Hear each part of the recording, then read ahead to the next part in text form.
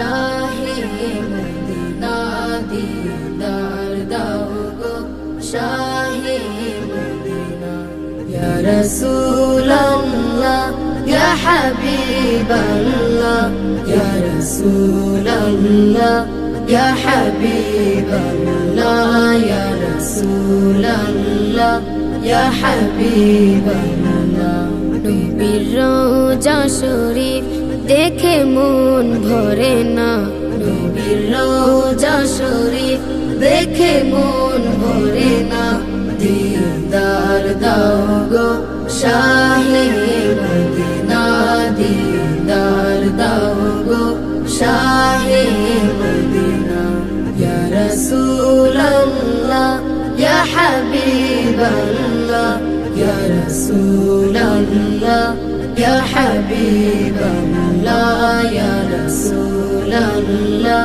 ইয়া হাবিবাল্লাহ জানি মুবারক দেখলে এক নজর নূরেতে ঝলমল করবে ভিতর জালি মুবারক দেখলে এক নজর নূরেতে ঝলমল করবে ভিতর নূরেতে ঝলমল করবে ভিতর গৌরফুর রহিম গৌরফুর রহিম কাছে ডাকো না দিদার দাও গো শাহে মদিনা দিদার দাও গো শাহে মদিনা ইয়া রাসূলুল্লাহ ইয়া হাবিবাল্লাহ ইয়া রাসূলুল্লাহ ইয়া হাবিবাল্লাহ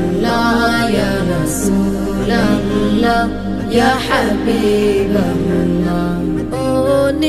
ওলিউল্লাহ তোমার প্রেমেতে পাগল তোমার জন্য মোর দিব যে সকল ওলিউল্লাহ তোমার প্রেমেতে পাগল তোমার জন্য মোর দিব যে সকল তোমার জন্য মোর দিব যে সকল ওগো সিরাজুম মুনির ওগো সিরাজুম মুনির তুমি দয়া করো না দিদার দাও গো শাহে মদিনা দিদার দাও গো শাহে মদিনা ইয়া রাসূলুল্লাহ ইয়া হাবিবাল্লাহ ইয়া রাসূলুল্লাহ ইয়া হাবিবাল্লাহ ইয়া রাসূলুল্লাহ ইয়া হাবিবাল্লাহ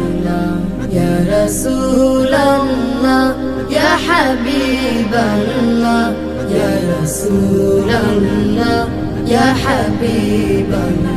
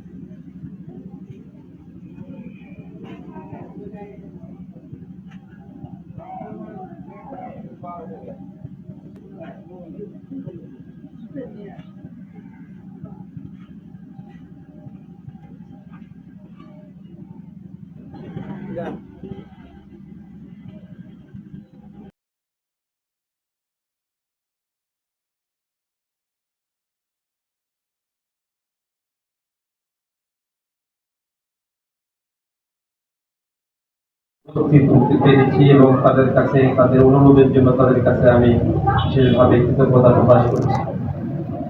যদি কোনো মানুষ বা মা অগ্নিকুল আপনারা যদি শরীরটা শুধু ঢেকে রাখেন তাহলে আপনার শুধু 50% পর্দা হবে, কিন্তু যখন আপনি পুরা মুখ মণ্ডলটা ঢেকে রাখবেন তাহলে আপনি শতভাগ পর্দার মধ্যে চলে আসবেন। শুধুমাত্র বিশেষ ক্ষেত্রে, বিশেষ প্রয়োজনে, বিশেষ জরুরতে আপনার জন্য এই মুখমণ্ডল প্রকাশ করা, বিশেষ সময়ের জন্য, বিশেষ প্রয়োজনে, কথাটা আপনারা ক্লিয়ার বুঝবেন। বিশেষ প্রয়োজনে অর্থাৎ আপনাকে বিশেষ কারণে যদি আপনার আইডেন্টিফাই প্রয়োজন হয়, আপনি কোনো দেশের একটা ইমিগ্রেশন চেক পয়েন্ট আপনি ক্রস করতেছেন, সেখানে আপনি নারী বা পুরুষ বা কোন ব্যক্তি এটা পরিচিত হওয়ার জন্য যতটুকু আপনার চেহারা দেখানো প্রয়োজন, ঠিক ততটুকুই আপনাকে ওই সময়ের জন্য বিশেষ মুহূর্তে আপনাকে খোলা রাখার অনুমতি ইসলাম আপনাকে দিয়েছে। এর বাইরে প্রতিটা শরীরের প্রতিটা অঙ্গ আপনার ঢেকে রাখা ফরজ, এটা সার্বক্ষণিক। এই হুকুম মেনে যদি আমরা চলতে পারি তাহলে আল্লাহ পাক আমাদের উপরে খুশি থাকবেন এবং আমাদেরকে আল্লাহ রসুল যে আমাদের উপরে যে সুসংবাদ দিয়েছেন, নারীদের ক্ষেত্রে বিশেষ করে 4টি কাজের তিনি জিম্মাদারি নিতে বলেছেন। এই 4টি কাজ যদি তোমরা পালন করতে পারো তাহলে তোমাদের জন্য রসুলের পক্ষ থেকে আজকে এই ঘোষণা যে তোমরা জান্নাতের মেহমান হতে পারবে। আর যখন তোমরা বাইরে যাবে, বাইরে নারীদের পর্দার ক্ষেত্রে 2টা সিস্টেম রয়েছে, অর্থাৎ সে বাড়ির ভিতরে থাকবে একটা পরিবেশে, আর সে যখন বাইরে যাবে তখন তার জন্য পর্দার বিধানটা আরেক রকম। সে যখন বাইরে যাবে অর্থাৎ প্রয়োজনে সে যদি বাজারে যায়, প্রয়োজনে যদি সে চিকিৎসা নিতে যায়, প্রয়োজনে যদি সে প্রতিষ্ঠানে যায়, তাহলে তার পুরা শরীরটা মুখমণ্ডল সহ তাকে আবৃত রাখতে হবে। বিশেষ প্রয়োজনে যে কথাটা আমি বললাম, কারণ অনেক দুষ্কৃতকারীও কিন্তু এখন দেখা যাচ্ছে বোরকা পরে তারা এক দেশ থেকে আরেক দেশে পালিয়ে যাচ্ছে, বা আইন শৃঙ্খলা বাহিনীকে ফাঁকি দেওয়ার জন্য তারা বোরকা করতেছে। এই জন্য বিশেষ প্রয়োজনে তাকে আইডেন্টিফাই করার জন্য সীমিত পরিসরে শুধুমাত্র তার মুখমণ্ডলটা খোলা রাখার অনুমতি ইসলাম তাকে দিয়েছে। এর বাইরে সে যখন বাইরে যাবে, যে কোনো প্রয়োজনেই হোক, ইসলাম নিষেধ করে নাই কোনো নারীকে প্রয়োজনে বাইরে যেতে নিষেধ করে নাই, চিকিৎসা নিতে নিষেধ করে নাই, শিক্ষা নেওয়ার জন্য বাইরে যেতে নিষেধ করে নাই। বরং কার্যত ক্ষেত্রে তারা রাষ্ট্রের বিভিন্ন গুরুত্বপূর্ণ পদেও তারা ভূমিকা রাখতে পারে, ইসলাম সেই অনুমতি তাকে দিয়েছে। তবে সেটা হবে অবশ্যই পর্দা সহকারে। এমনকি কর্মজীবী নারী, যে সমস্ত নারীদের অভিভাবক নেই, স্বামী মারা গিয়েছে, সন্তানের ভরণ পোষণের জন্য সে শিক্ষিত কিন্তু সে বেকার নয়, সে অবশ্যই চাকরিও করতে পারবে, অবশ্যই সেটা পর্দা সহকারে হতে হবে, তবেই সেটা আপনার জন্য কল্যাণকর হবে। এর বাইরে যদি আপনি ফরজ হুকুম বাদ দিয়ে আপনি যদি পর্দাকে অমান্য করে যদি আপনি কোনো কাজ করেন, সেটা আপনার জন্য হারাম হবে এবং সেটা আপনার জন্য কল্যাণকর হবে।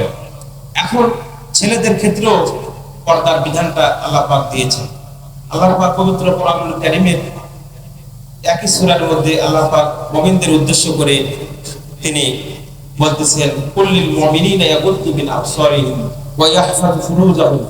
হে রাসূল, আপনি মুমিন পুরুষদেরকে বলে দিন তারা যেন তাদের দৃষ্টি যখন কোনো নারীর প্রতি পড়বে তখন তারা যেন অবশ্যই তাদের চক্ষুকে সম্বরণ করে এবং তাদের চক্ষুকে নিম্নগামী করে। এটা হচ্ছে পুরুষদের ক্ষেত্রে বিধান।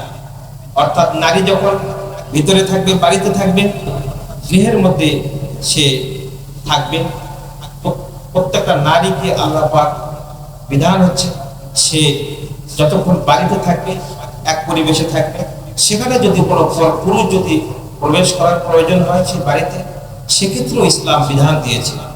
অর্থাৎ মেয়েদের বিধান এক ধরনের পর্দা বিধান হচ্ছে বাইরে থাকা অবস্থা, আর তারা যখন অন্তর্মহলে থাকবে, বাড়ির মধ্যে থাকবে, তারা আরেকটা পরিবেশে থাকবে। এই জন্য কোনো পুরুষ ওই বাড়িতে প্রবেশ করে তাদের ক্ষেত্রে বিধান হচ্ছে আল্লাহ পাক বলতেছেন, ইয়া আইয়ুহাল্লাযীনা আমানু লা তাদখুলু বুয়ুতান গায়রা বুয়ুতিকুম হাত্তা তাস্তানিসু ওয়া তুসাল্লিমু আলা আহলিহা।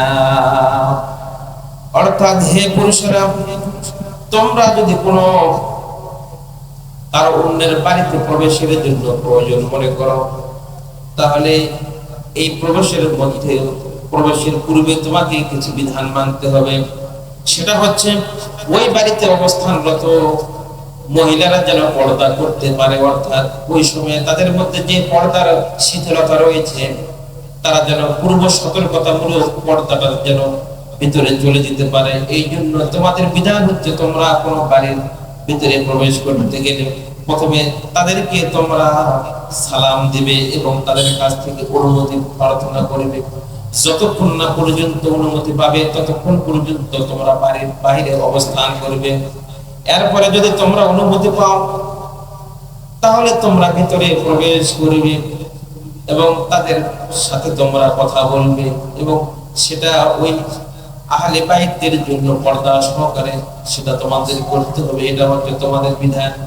আর এই বিধানের মধ্যে তোমাদের জন্য কল্যাণ রয়েছে যদি তোমরা সেটা বুঝতে পারো, এবং এটা তোমাদের জন্য কল্যাণ করো, এটা তোমরা সবসময় মনে করবে। প্রিয় মা ও ভগ্নীগণ, আজকে এই আলোচনার মাধ্যমে আমি তোমাদের ক্ষেত্রে এই যে জিনিসটা বলতে চাচ্ছি সেটা হচ্ছে মানুষেরা যখন মৃত্যুবরণ করবে, মৃত্যুবরণের পূর্বে তার জীবনের প্রতিটা সময়ের হিসাব তাকে দিতে হবে। এই জন্য তোমার নামাজ, তোমার রোজা, তোমার স্বামীর প্রতি আনুগত্য এবং পর্দা, এই চারটা কাজ তোমরা সব সময় মনে করে চলবে। এবং এই চারটা কাজ যদি তোমরা সঠিকভাবে করতে পারো এবং এই চারটা কাজের দায়িত্ব যদি তোমরা নিতে পারো তাহলে তোমাদেরকে আল্লাহ নবী জান্নাতের জিম্মাদারি হওয়ার ঘোষণা দিয়েছেন। এই জন্য মা ও বোনেরা, আজকে আমি তোমাদের ক্ষেত্রে বিশেষভাবে বলবো, যখন তোমরা বেপরোয়াভাবে বাইরে যাবে ওই সময় অবশ্যই তোমাদেরকে পর্দা করতে হবে। কারণ বিভিন্ন ধরনের পুরুষের নজর, খারাপ দৃষ্টি কিন্তু প্রথম যত ধরনের অশ্লীলতা, বেহায়াপনা, এটা কিন্তু নারীর প্রতি পুরুষের দৃষ্টি দিয়ে শুরু হয়। মা বোনদেরকে বিশেষভাবে বলবো, তোমাদের দ্বারা কিন্তু সকল ধরনের পাপ সংবরণ করা সম্ভব। আমাদের পিতা, আদি পিতা হযরতে আদম আলাইহিস সালাম কিন্তু প্রথম যে ভুলটা করেছিল, প্রথম যে পাপ কাজটা তার দ্বারা সংঘটিত হয়েছিল, এইটা কিন্তু একটা নারীর পরামর্শে হয়েছিল। অর্থাৎ আমাদের আদি জননী হযরতে হাওয়া আলাইহিস সালামের ভুল পরামর্শ করবে, তিনি সেই ভুলটা করেছিলেন। আবার প্রথম দুনিয়াতে যে হত্যাকাণ্ড সংঘটিত হয়েছিল, অর্থাৎ হাবিলকে যখন তার ভাই কাবিল যখন হত্যা করে, এর পিছনে কিন্তু একটা নারী ইন্ধন ছিল, একটা নারী কেন্দ্রিক একটা লিপ্সা তাদের মধ্যে ছিল। এই কারণেই এই অপরাধ, হত্যা নামক মহা একটা অপরাধ কিন্তু প্রথম শুরু হয়েছিল নারী কেন্দ্রিক। এই জন্য তোমাদের ক্ষেত্রে আমার নসিহত, তোমরা যখনই সাংসারিক জীবনে, অর্থাৎ তোমরা যখন পরিণত বয়সে যখন কারো ঘরের মধ্যে যখন তোমরা চলে যাবে, বাড়িতে চলে যাবে, ওই বাড়ির যখন তোমরা দায়িত্ব নিবে তখন অবশ্যই এই কথাগুলো তোমাদের যেন মনে থাকে, খেয়াল করবে। তোমার কোনো কুপরামর্শ যেন স্বামী যেন কারো উপরে যেন অন্যায় না করে, জুলুম না করে, এইটা স্বামীকে পরামর্শ দেওয়া তোমাদের কর্তব্য। আর তোমাদের প্রতি খারাপ পুরুষের যদি কোনো নজর না পড়ে, এদিকে তোমরা ভালো করে সতর্ক রাখবে। কারণ আল্লাহ নবী বলেছেন, আন-নাজরু সাহামুন, অর্থাৎ প্রত্যেকটা খারাপ পুরুষের, অর্থাৎ পুরুষের নজর যখন নারীর উপরে পড়ে, এইটা হচ্ছে সিহামুল ইবলিস, অর্থাৎ ইবলিসের যতগুলো বিষাক্ত তীর রয়েছে, এই বিষাক্ত তীরের সাথে আল্লাহ নবী উদাহরণ দিয়েছেন।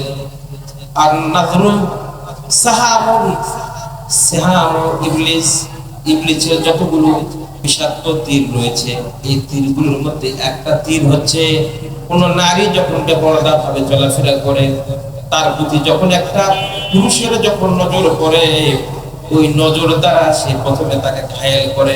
মানুষের মেহমান করেছেন আল্লাহ, কত শান কত মান মোর কামলিওয়ালা, কত শান কত মান মোর কামলিওয়ালা।